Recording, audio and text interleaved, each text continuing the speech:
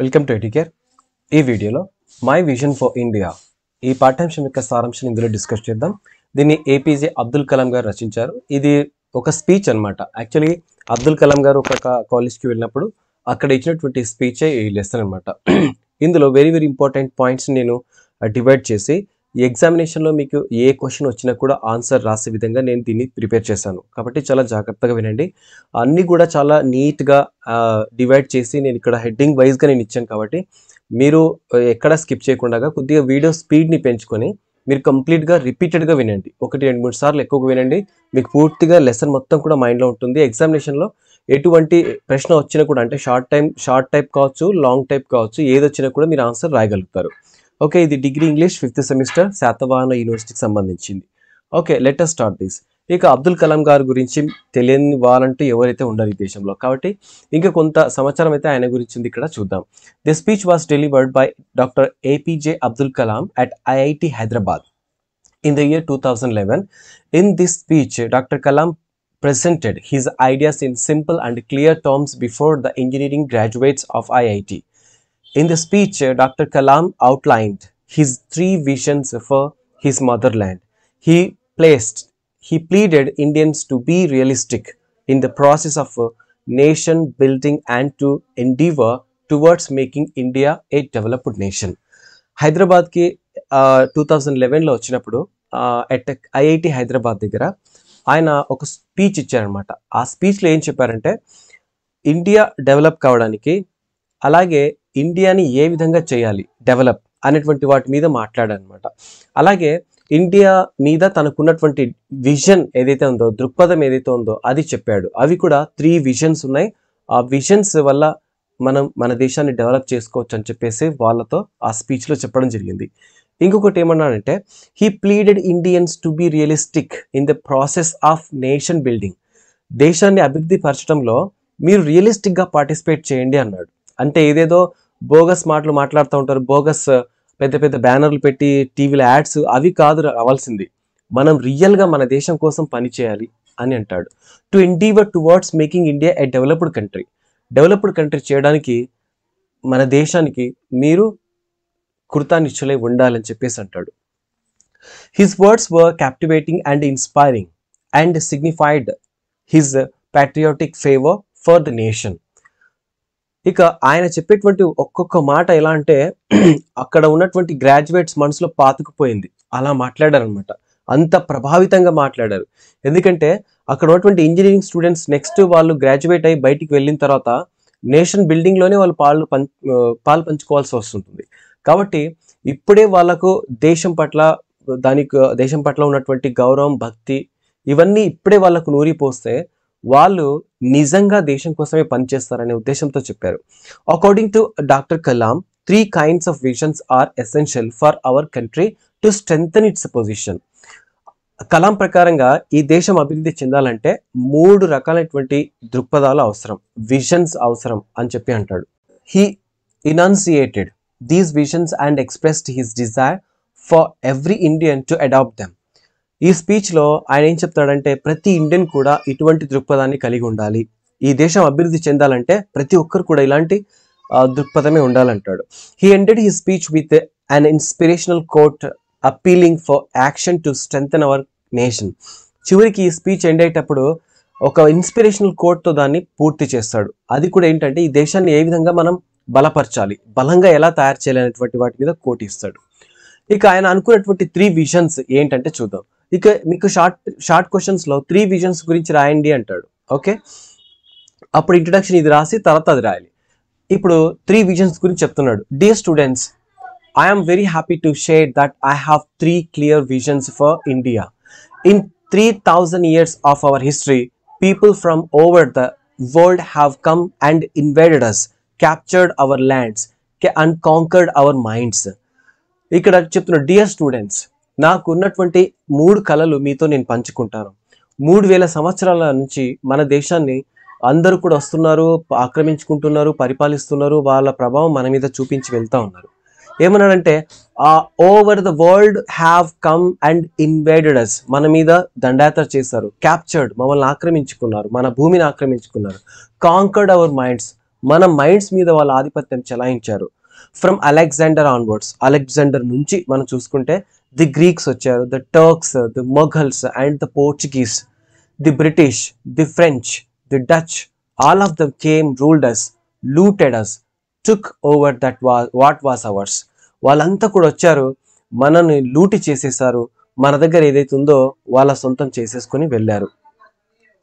Yet we have not done this to any other nation. మళ్ళీ ఇలా వాళ్ళు చేశారు మనకు కదా, మనం ఏ దేశం మీద దండెత్తలేదు, ఏ దేశాన్ని దోచుకోలేదు, ఏ దేశాన్ని లూటీ చేయలేదు. We have neither attacked nor conquered anyone. మనం ఎవరి మీద దాడి చేయలేదు, ఎవరిని ఆక్రమించుకోలేదు. We have not grabbed their land, their culture, their history and tried to enforce our way of life on them.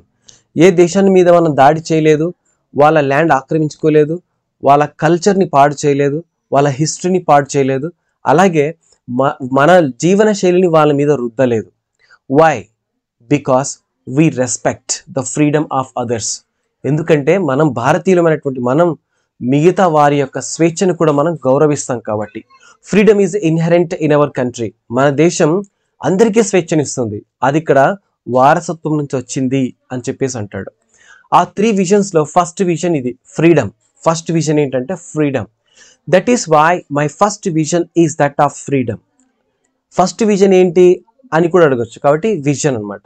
I believe that India developed the first vision of this in 1857 when we started the war of independence.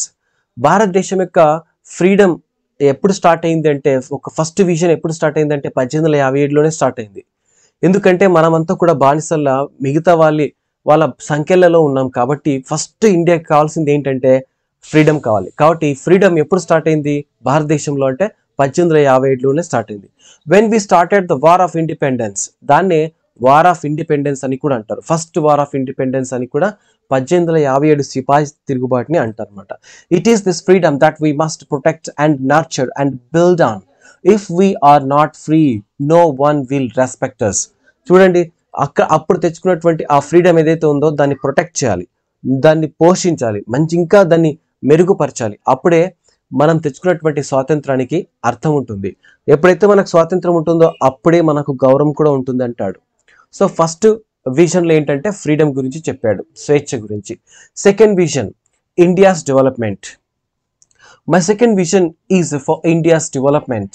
For 50 years we have been a developing nation. How it is now, it is time we see ourselves as a developed nation. ఈయన second vision ఏంటి? Development, ఇండియాని develop చేయాలి అని చెప్పేసి అన్నాడు. We have among the top 5 nations of the world in terms of GDP. GDP విషయంలో వరల్డ్లో ఉన్నటువంటి టాప్ 5 కంట్రీస్లో మనం కూడా ఉన్నాం. We have 10% growth rate in most areas. మనకు చాలా ఏరియాస్లో చూసుకుంటే మనం 10% గ్రోత్ రేట్ మన దేశం ఉంది అందులో. Our poverty levels are falling, మన పేదరికం తగ్గుతూ ఉంది. Our achievements are being globally recognised today. Yet we lack the self-confidence to see ourselves as a developed nation, self-reliant and self-assured. Isn't this correct? Incorrect? ఏం చెప్తున్నానంటే చూడండి, మన దేశం లో ఉన్నటువంటి పేదరికం తగ్గుతూ ఉంది. అంటే అబ్దుల్ కలాం ఇచ్చేటప్పుడు స్పీచ్ టైంది అనమాట, అంటే 2011కు సంబంధించింది. ఓకే, రీసెంట్గా కొన్ని నివేదికలు వచ్చాయి పేదరికం మీద, అలాగే అన్ఎంప్లాయ్మెంట్ మీద వచ్చాయి, అది వేరు. అప్పుడు అబ్దుల్ కలాం గారు బతికి ఉండి 2011లో హైదరాబాద్లో ఇచ్చిన స్పీచ్ ప్రకారంగా ఇది అనమాట. Yet we lack the self confidence. అంటే భారతదేశంలో పేదరికం తగ్గుతూ ఉంది, మన అచీవ్మెంట్స్ అన్ని దేశాలు కూడా రికగ్నైజ్ చేస్తూ ఉన్నాయి. అలాగే అయినా కూడా మనకు ఎందుకు సెల్ఫ్ కాన్ఫిడెన్స్ లేకుండా పోతుంది, మన మీద మనకు నమ్మకం ఎందుకు లేకుండా పోతుంది అని చెప్పేసి అంటాడు. Third vision, strengthening country. దేశాన్ని బలపరచాలి, బలంగా తయారు చేయాలి. ఎలా అంటే, dear students, I have a third vision. India should stand up to the world because I believe that unless India stands up to the world, no one will respect us. ఇక third ఏంటంటే బలంగా దేశాన్ని తయారు చేయడం. ఎప్పుడైతే దేశం బలంగా తయారవుతుందో అప్పుడే మన దేశాన్ని రెస్పెక్ట్ చేస్తారనమాట. We must be strength both military and economically. ఆర్థికంగా, ఆర్మీ ప్రకారంగా, సైనిక పరంగా, ఆర్థిక పరంగా మన దేశం ఎప్పుడైతే స్ట్రాంగ్గా ఉంటుందో అప్పుడే మనకు రెస్పెక్ట్ వస్తుంది మిగతా దేశాల నుంచి అంటాడు. We should go hand in hand. ఇక్కడ మిలిటరీ అండ్ ఎకానమీ ఇవి రెండు కూడా ఒకటి తర్వాత ఒకటి ప్యారలల్గా అభివృద్ధి చెందుతూ ఉండాలి. My good fortune is to have worked with 3 great minds, Dr. Vikram Sarabhai of the Department of Space, Professor Satish Dhawan, who succeeded him, and Dr. Brahma Prakash, father of our nuclear material science. I was lucky to have worked with all 3 of them closely and consider this the great opportunity in my life. ఇంకోటి ఏమంటే నా అదృష్టం ఏంటంటే ముగ్గురు great మైండ్స్తో నేను పనిచేశాను, ముగ్గురు వ్యక్తులతో పనిచేశాను. ఆ ఫస్ట్ వ్యక్తి ఎవరంటే విక్రమ్ సారాభాయ్, ఆ తర్వాత సతీష్ ధావన్, ఆ తర్వాత బ్రహ్మ ప్రకాష్. ఈ ముగ్గురితో పనిచేయడం అనేటువంటిది నా జీవితంలో మర్చిపోలేనిది. ఇది ఒక మంచి అవకాశం కూడా ఈ జీవితానికి అని చెప్పేసి అన్నాడు. అంటే దేశాన్ని డెవలప్ చేయాలి, స్ట్రాంగ్గా చేయాలంటే మిలిటరీ ఎకానమీ ఇవి రెండు కూడా, అంటే ఆర్థిక పరంగా దేశం స్ట్రాంగ్గా ఉండాలి, మిలిటరీ పరంగా దేశం స్ట్రాంగ్గా ఉండాలి. దీనివల్లనే మనం దేశాన్ని బలంగా తయారు చేయొచ్చు అని చెప్పి ఈ పాయింట్లు చెప్పాడు. Okay, I see 4 miles in my career. Four milestones నా దేశంలో నా జీవితంలో చూస్తానని చెప్పేసి అంటున్నాడు.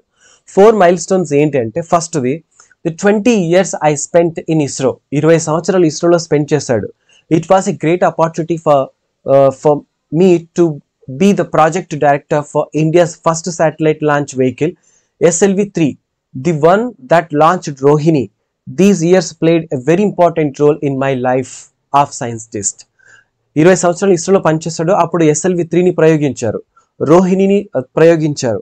ఇది నా జీవితంలో మర్చిపోలేటువంటిది, ఇది నా జీవితంలో ముఖ్యమైనటువంటి సంఘటన అని చెప్పేసి అంటాడు. ఇదో మొదటిది అనమాట. నెంబర్ 2 milestone ఏంటంటే, after my ISRO years I joined DRDO and got a chance to be the part of India's guided missile program.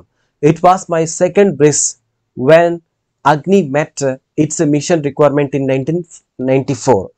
ఇక సెకండ్ మైల్స్టోన్ ఏంటంటే, ఇస్రోని వదిలిపోయిన తర్వాత డిఆర్డిఓలో జాయిన్ అయ్యాడు. ఆ డిఆర్డిఓలో ఎప్పుడైతే జాయిన్ అయిపోయాడో అక్కడ ఇండియాస్ గైడెడ్ మిసైల్ ప్రోగ్రామ్కి తను ఒక దాంట్లో భాగస్వామ్యం అయ్యాడనమాట. అందులో ఒక పార్ట్ అయ్యాడు. అది మర్చిపోయినటువంటి విషయం. అక్కడే తను సెకండ్ బ్లిస్ నెరవేర్చుకున్నాడు. అదేంటంటే అగ్ని మిసైల్ని తయారు చేశాడు. ఎప్పుడు 1994లో. ఇక థర్డ్ మైల్ స్టోన్ ఏంటంటే, the department of atomic energy and DRDO had this tremendous partnership in the recent nuclear test on May 11 and 13. This was the third place. ఇంకేమన్నాడు, డిపార్ట్మెంట్ ఆఫ్ అటామిక్ ఎనర్జీ మరియు DRDO వాళ్ళిద్దరు కలిసి పార్ట్నర్షిప్లో nuclear టెస్టులు చేశారు May 11, 13 తారీఖులో. ఇది కూడా అద్భుతమైనటువంటి ఘట్టం నా జీవితంలో అన్నాడు. ఇక చివరిది చూడండి, the fact that we have developed this new material, a very light material called carbon. ఇంకొకటి ఏమంటే, చాలా లైట్ మెటీరియల్ని తయారు చేశారు అబ్దుల్ కలాం గారు. ఆ ల్యాబ్లో చాలా లైట్ మెటీరియల్ అంటే ఇనుము కంటే చాలా తక్కువ వెయిట్ ఉన్నటువంటిది, తేలికగా ఉన్నటువంటిది. వీటి ద్వారా ఏంటంటే మనం స్పేస్లోకి పంపించేటువంటి క్రాఫ్ట్స్ ఏవైతే ఉన్నాయో అవన్నీ కూడా దీంతో తయారు చేస్తారు. సో ఇది కూడా ఒక మైల్ స్టోన్ నా జీవితంలో అని చెప్పేసి అన్నాడు. చూడండి, 4 గురించి తప్పకుండా క్వశ్చన్ వస్తుంది, షార్ట్ క్వశ్చన్. కాబట్టి ఈ 4 పాయింట్స్ రాసేయండి. కలామ్స్ 4th బ్లిస్ ఇంకొకటి. ఇక బ్లిస్ గురించి చూస్తే 4th బ్లిస్ ఏంటంటే, అందులోనే ఇంకొక part. One day an orthopaedic surgeon from Nizam institute of medical sciences Hyderabad visited my laboratory. ఒకరోజు నిజాం హాస్పిటల్ నుంచి, Nizam institute of medical sciences నుంచి, నిమ్స్ అంటారు దీన్ని, హైదరాబాద్లో ఉంది కదా, నిమ్స్ నుంచి ఒక ఆర్థోపెడిక్ సర్జన్ అబ్దుల్ కలాం ఉన్నటువంటి ఆ ల్యాబ్కి వస్తారనమాట. అక్కడ చూసి చాలా ఆశ్చర్యపోతాడు. He lifted material and found it so light that he took me to his hospital and showed me his patients. I was sorry to see their situation. There were these little girls and boys with heavy metallic calipers weighing over 3 kilograms each. అక్కడికి వెళ్ళిన తర్వాత అక్కడి నుంచి వచ్చినటువంటి నిమ్స్ నుంచి వచ్చినటువంటి ఒక orthopaedician ఆ ల్యాబ్లో ఉన్నటువంటి కొన్ని మెటీరియల్ లేపి చూస్తే చాలా లైట్గా ఉంది. ఆ తర్వాత ఏమైందంటే, అబ్దుల్ కలాం గారిని హాస్పిటల్కి తీసుకువెళ్ళాడు. నిమ్స్ కాలేజ్ హాస్పిటల్కి తీసుకెళ్తే అక్కడ చాలామంది ఎవరైతే కాళ్ళు చేతులు విరిగాయో వాళ్ళందరూ కూడా హెవీ మెటల్స్తో బాధపడుతున్నారు. వాళ్ళకు వేసినటువంటి ఆ మెటల్స్ ఏవైతే ఉన్నాయో అంటే నడవడానికి, తర్వాత కాళ్ళు చేతులు ఇవన్నీ ఆర్టిఫిషియల్గా ఉంటాయి కదా, అవన్నీ వాళ్ళు మోసుకొని 3 కేజీలు ఉన్నాయి ఒక్కొక్కటి. అవన్నీ మోసుకొని ఆ వికలాంగులు నడుస్తూ ఉంటే తనకు చాలా బాధేసింది. డ్రాగింగ్ దేర్ ఫీట్ అరౌండ్, ఆ వెయిట్ పట్టలేక వాళ్ళు ఆ కాళ్ళు ఈడ్చుకుంటూ వెళ్తూ ఉన్నారు. He said to me, please remove the pain of my patients. In 3 weeks, we made these floor reaction orthosis 300-gram calipers and took them to the orthopedic centers. The children didn't believe their eyes from dragging around a 3 kg load on their legs. They could now move around. Their parents had tears in their eyes. ఆ తర్వాత ఇంత heavy మెటల్స్తో నా patients బాధపడుతున్నారు, వీళ్ళ బాధని తొలగించండి కలాం గారు అని చెప్పిస్తానంటే, ఆ తర్వాతనే ఏం చేస్తారంటే 3 వీక్స్ తర్వాత ఒక లైట్ మెటీరియల్ని తయారు చేశారు. అది కూడా ఆ పేషెంట్స్కి అమర్చడానికి ఎటువంటి బరువు లేకుండా ఈజీగా వాళ్ళు నడిచే విధంగా వాటిని అమర్స్తే అక్కడ ఉన్నటువంటి పేషెంట్స్ అసలు నమ్మలేకపోయారు. రోజు 3 కేజీల బరువు మోసుకుంటూ వెళ్ళేటువంటి వాళ్ళు 300 గ్రాములు, జస్ట్ పావు కేజీ కంటే ఒక 50 గ్రాములు ఎక్కువ, అంత తక్కువ బరువైనటువంటి మెటీరియల్ని యూజ్ చేసి వాళ్ళకు ఎక్విప్మెంట్ ఇచ్చారు. అసలు వాళ్ళ పేరెంట్స్ కూడా నమ్మలేకపోయారు. వాళ్ళ కళ్ళలో ఆనంద బాష్పాలు వచ్చాయి. Negative I of Indian media. భారతదేశం ఇంత అభివృద్ధి చెందుతున్నా కూడా భారతదేశంలో ఉన్నటువంటి మీడియా మొత్తం కూడా రివర్స్గా చూపిస్తుంది. ఎందుకు అని చెప్పేసి బాధపడతాడు. It made me feel very proud as an Indian. Why is the media here so negative? నాకు ఈ దేశం అభివృద్ధి చెందుతూ ఉంటే చాలా గర్వంగా ఉంటుంది, కానీ ఎందుకు ఇక్కడ ఉన్న మీడియా దాన్ని డైజెస్ట్ చేసుకోలేదు? ఎందుకు మీడియా నెగిటివ్గా రాస్తుంది? Why are we in India so embarrassed to recognise our own strength, own achievement? ఎందుకు మన సొంత బలాన్ని, మన సొంత నమ్మకాన్ని, సొంత విజయాలను మనం ఎందుకు ప్రచురించలేకపోతున్నాం?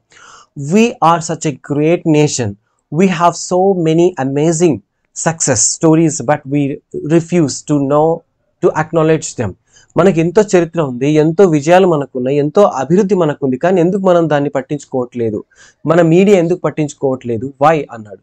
We are the first in milk. చూడండి, మన మిల్క్ ప్రొడక్షన్లో ఫస్ట్. అలాగే remote sensing శాటిలైట్స్లో number 1.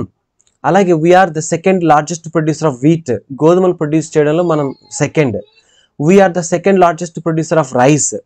Look at Dr. Sudarshan. He has transferred a tribal village into a self-sustaining, self-driving unit.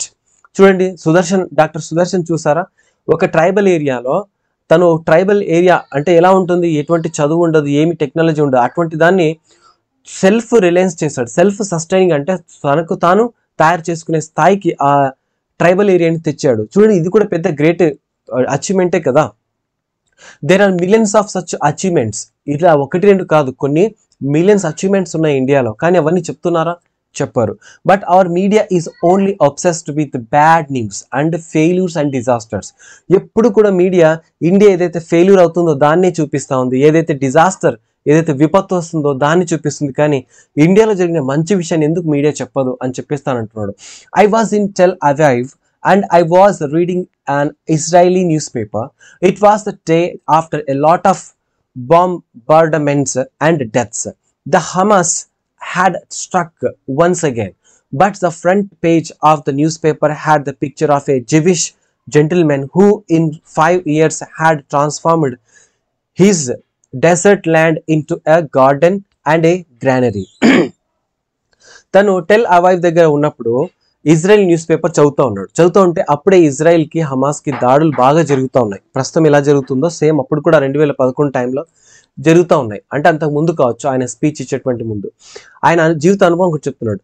ఆ ఇజ్రాయెల్ న్యూస్ పేపర్లో ఆ దేశంలో అంతలా దాడులు జరుగుతూ ఉంటే కూడా ఆ రోజు న్యూస్ పేపర్ హెడ్లైన్ ఏమొచ్చిందంటే, ఒక జివిష్ జెంటిల్మెన్ 5 years కష్టపడి ఒక ల్యాండ్ని, ఒక డెజర్ట్, ఒక ఎడారిని ఒక మంచి గార్డెన్గా మార్చాడు, ఒక గ్రానరీగా మార్చాడు. అదే ఫస్ట్ పేజ్లో వచ్చింది. ఆ ఫస్ట్ పేజ్లో వచ్చింది, వాళ్ళు యుద్ధం ఉన్నటువంటి విషయాన్ని చెప్పకుండా ఫస్ట్ అభివృద్ధి గురించే చెప్పారు, మంచి గురించే చెప్పారు. కానీ మన మీడియా ఎలా ఉంటుంది? మన దగ్గర ఏదైతే చెడు జరిగిందో ఫస్ట్ అదే మెయిన్ పేపర్కి వస్తుంది, మంచి ఏదైతే జరిగిందో అది లాస్ట్లో చిన్నగా ఇస్తారు. అలా ఎందుకు ఇస్తారని చెప్పేసి అంటాడు. It was this inspiring picture that everyone woke up to. The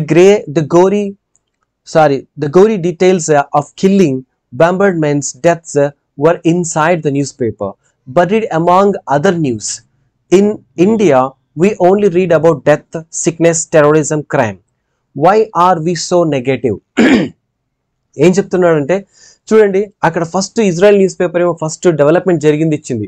అంటే ఒక డెజర్ట్ ల్యాండ్ని 5 yearsలో ఒక మంచి సస్యశ్యామలమైనటువంటి ప్రాంతంగా ఎలా మార్చాడో చెప్పింది. ఆ తర్వాత పేజీలో అక్కడ జరిగినటువంటి బ్లాస్ట్ గురించి, చనిపోయిన వాళ్ళ గురించి అంతా కూడా అక్కడక్కడ కలిపి చెప్పేసింది.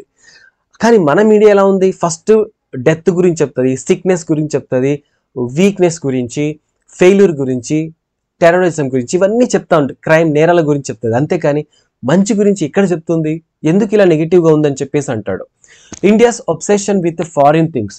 ఇక ఫారిన్ థింగ్స్కి సంబంధించి చూస్తే మన వాళ్ళకు ఫారిన్ వస్తువుల మీద మోజు ఎక్కువ.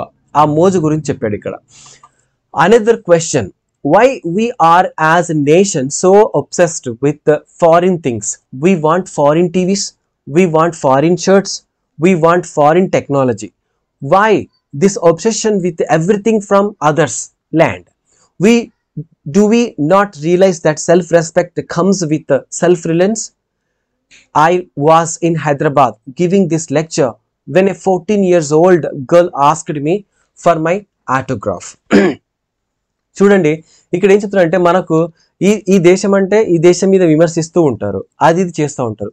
మన ఇంట్లోకి ఏదైనా తెచ్చుకోవాలంటే ఫారిన్ టెక్నాలజీ ఉన్నటువంటి ల్యాప్టాప్ తెచ్చుకుంటాం, ఫారిన్ లో తయారైనటువంటి టీవీ సెట్ తెచ్చుకుంటాం, ఫారిన్లో తయారైనటువంటి షర్ట్స్ తెచ్చుకుంటాం. ఇంత పిచ్చి మనకెందుకు వేరే దేశాల మీద? ఎప్పుడైతే మన దేశంలోనే మనం తయారు చేసుకుని మనమే దీన్ని అమ్ముకుంటే మనకు రెస్పెక్ట్ ఉంటుంది కదా అని తను చెప్తాడు. ఒక అమ్మాయి ఒక ఆటోగ్రాఫ్ అడుగుతూ ఉన్నప్పుడు ఇలా చెప్పాడు, 14 years ఉన్న అమ్మాయి. I asked her what her goal in her life. She replied, I want to live in a developed India. For her, you and I will have to build this developed India. You must proclaim, India is not an underdeveloped nation. It is a highly developed nation.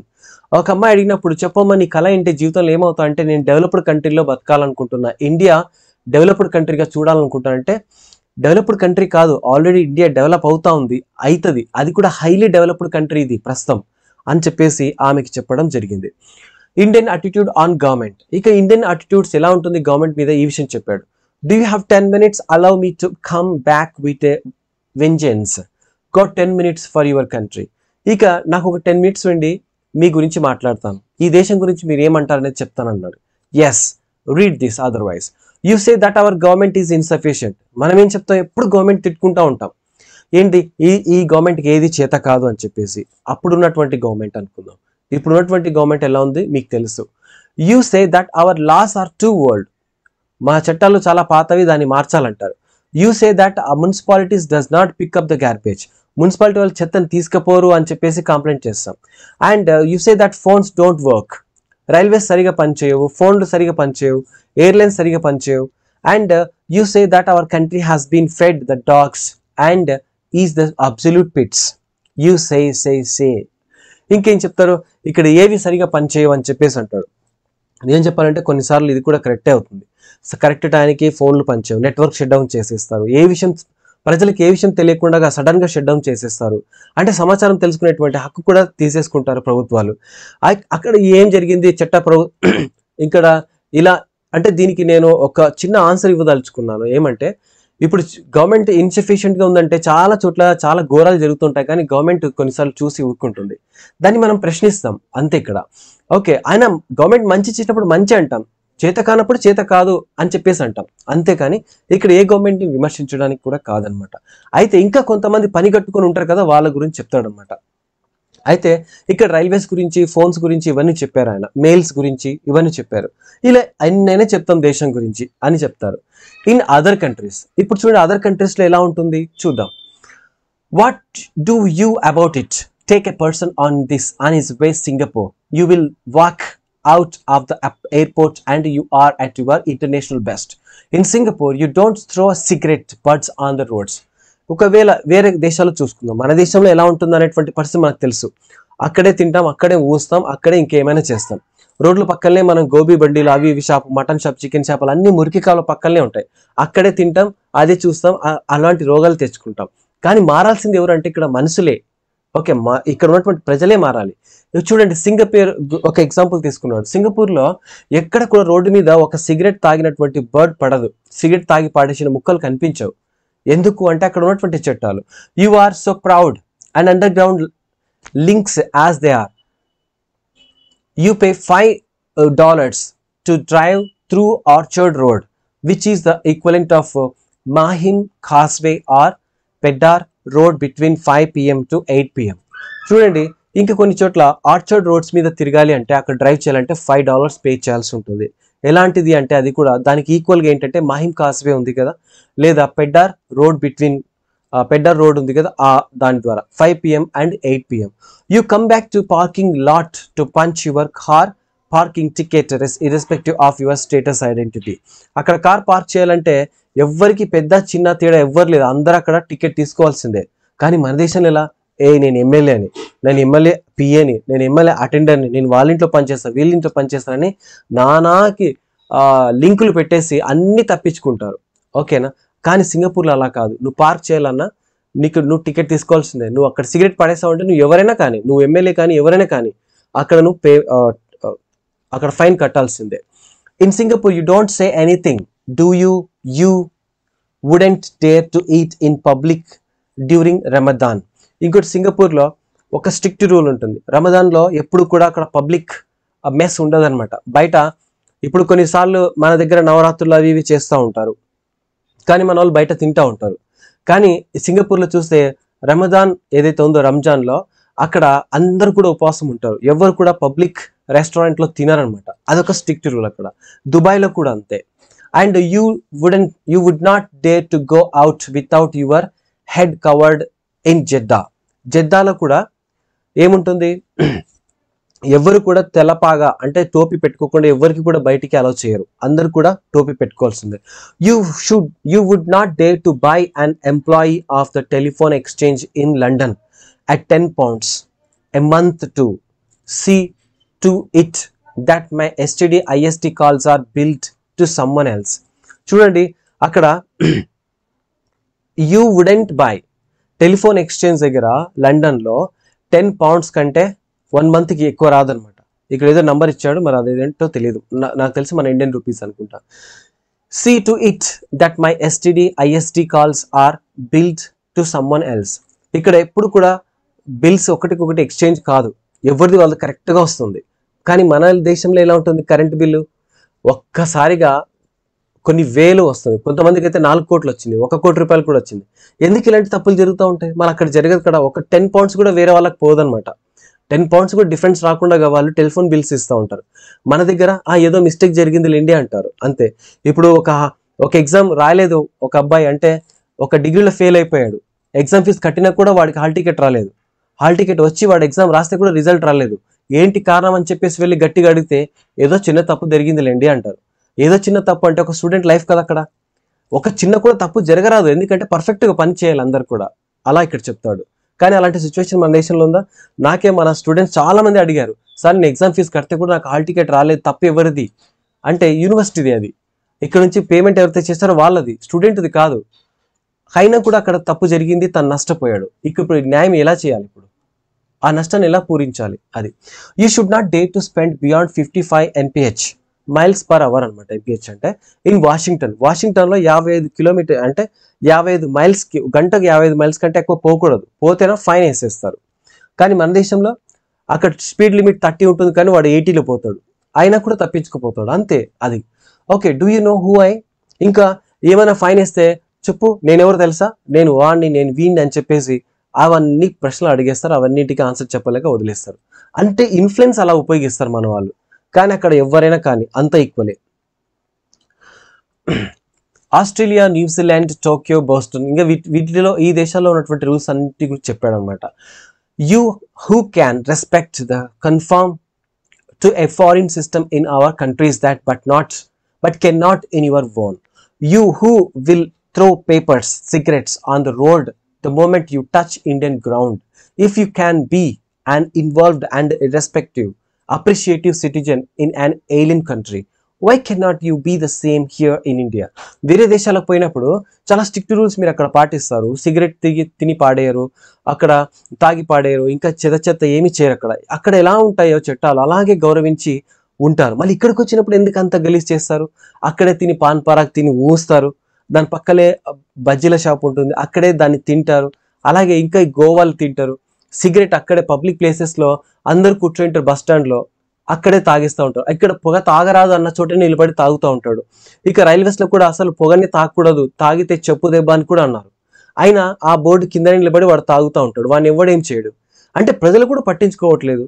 ఇక్కడ ప్రభుత్వాలు పట్టించుకోవట్లేదు, ప్రజలు పట్టించుకోవట్లేదు. ఇక మనకు మించినటువంటి పశువులు ఎవరు ఉండరు. అటువంటి బిహేవియర్ మనకు వస్తుంది కాబట్టి ఇలా చెప్తాడు అనమాట.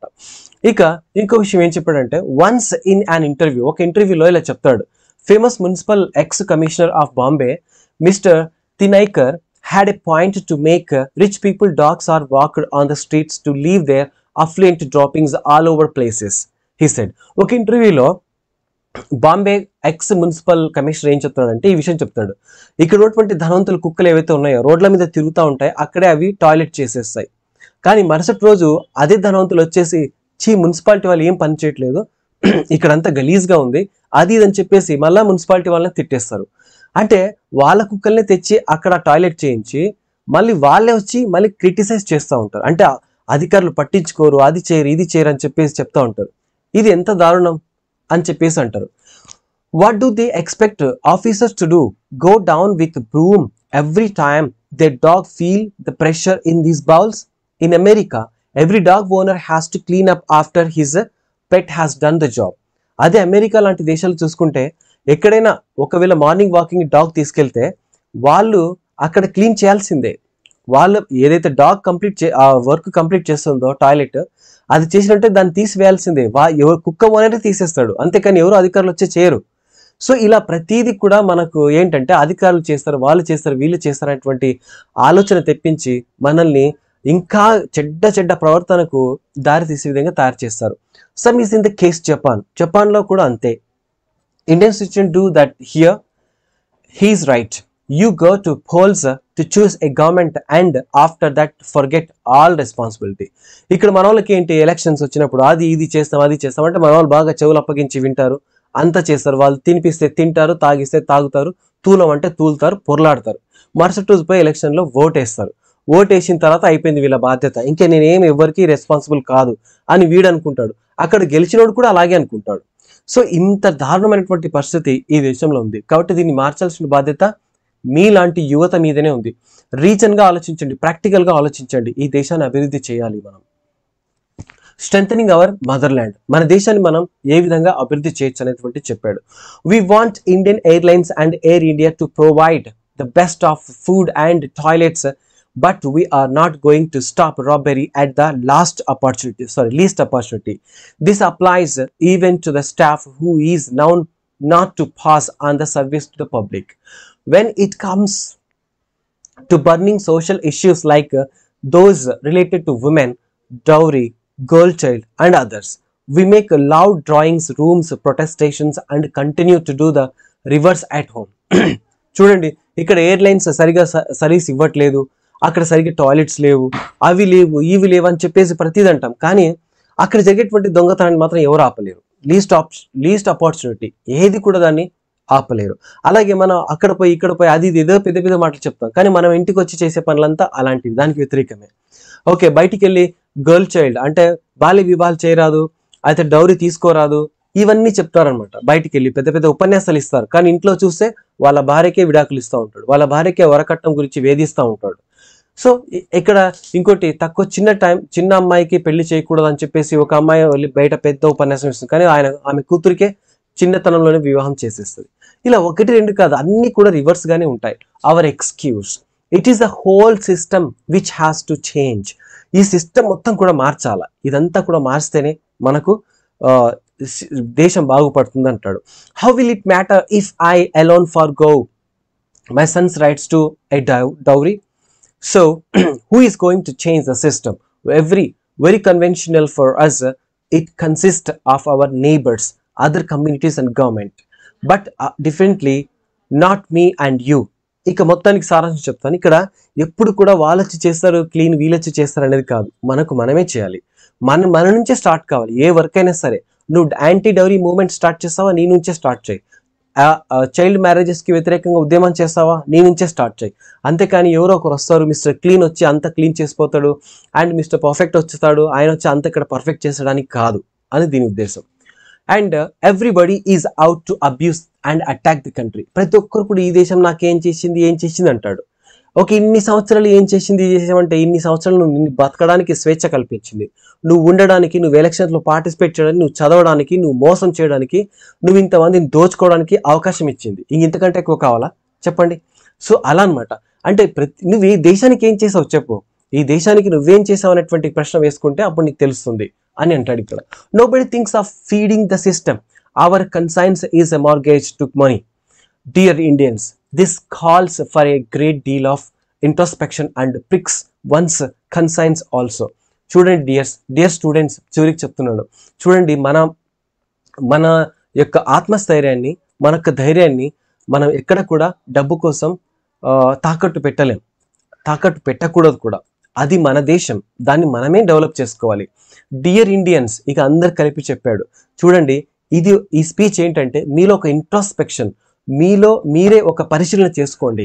మీరు దేశం ఇక్కడ గ్రాడ్యుయేట్ అయ్యి బయటికి వెళ్ళిన తర్వాత మీరు ఏం చేస్తారు ఈ దేశానికి అనేటువంటిది మీలో ఒక ప్రశ్న రావాలని చెప్పేసి చెప్తున్నా అంటాడు. ఇక ఇంకొక మాట చెప్తాడు అనమాట. JF కెనడీస్ వర్డ్స్ ఏంటంటే, to his fellow Americans to relate to Indians, ask what we can do for India and do what has to be done to make India what America and other western countries are today. Let's do what India needs from us. చూడండి, JF Kennedy ఒక word చెప్పాడనమాట అమెరికన్స్కి, to relate to Indians సంబంధించి. Ask what we can do for India, అడగండి ఇండియాని మనం ఏం చేయాలో అడగండి, ఇండియాకి మనం ఎటువంటి సహాయం చేయాలో అడగండి అని చెప్తున్నాడు. And do what has to be done to make India. చూడండి, ఇంకా ఇండియా మనకి ఏం చేయాలో కూడా చెప్పండి. What has to be done to make India, ఇండియాగా తయారు చేయాలంటే మనం ఇంకా ఏం చేయాలి, ఇండియాలో ఉండాలంటే కూడా ఏం చేయాలి చెప్పండి. What America and other western countries are today, ఎలా ఉన్నాయి వెస్టర్న్ కంట్రీస్, అమెరికా, ఇండియా ఎలా ఉన్నాయి ఈ రోజుల్లో చూడండి ఒకసారి అని చెప్పేసాను. లెట్స్ డూ, చేద్దాం. What Indians needs from us, ఇండియన్స్కి మన నుంచి ఏం కావాలో మన సర్వీస్ వాళ్ళకి ఇచ్చేద్దాం అని చెప్పి ఈయన అంటాడు. ఓకే, ఇక్కడ చూడండి, భారతదేశం యొక్క ఎదుగుదల అనేటువంటిది అంతా కూడా ఇందులో చెప్పాడనమాట. ఇది ఈ పాఠ్యాంశానికి సంబంధించి. ఒక్కసారి సమ్మరైజ్ చేస్తా, ప్లీజ్ ఓపికతో వినండి. ఫస్ట్ ఆయన 3 థీమ్స్ గురించి చెప్పాడు. ఒకటి ఫ్రీడమ్ గురించి, ఒక డెవలప్మెంట్ గురించి, ఒకటి స్ట్రెంగ్త్ గురించి. ఆ తర్వాత ఇండియన్ మీడియా ఎలా నెగిటివ్గా ఉందనేటువంటి విషయం చెప్పాడు. అలాగే ఇండియన్స్ ఫారిన్ గూడ్స్ పట్ల ఎంత పిచ్చిగా ఉంటారో ఆ విషయం చెప్పాడు. దాని తర్వాత మన దేశాన్ని ఏ విధంగా బలపరచుకోవాలి, మన ఆర్మీని ఎలా స్ట్రెంగ్త్ చేసుకోవాలి, అలాగే మన దేశంలో ఉన్నటువంటి ఆర్థిక వ్యవస్థను ఏ విధంగా బలపరచాలి, మన రూపాయి విలువను ఏ విధంగా పెంచాలని చెప్పేసి అన్నాడు.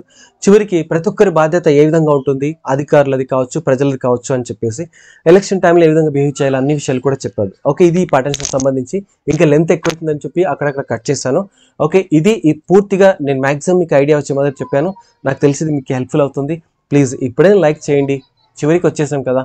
ఓకే, లైక్ చేయండి, ఆ తర్వాత షేర్ చేయండి మీ ఫ్రెండ్స్ అందరికి కూడా, మీ కాలేజ్ వెబ్సైట్లో వాట్సాప్ గ్రూప్లో షేర్ చేయండి. మీకు ఇంకా నెక్స్ట్ లెసన్ ఇది కావాలి కూడా కామెంట్ సెక్షన్లో రాయండి. SV అంటే శాతవాహన యూనివర్సిటీకి సంబంధించిన అన్ని లెసన్స్ చేశాను.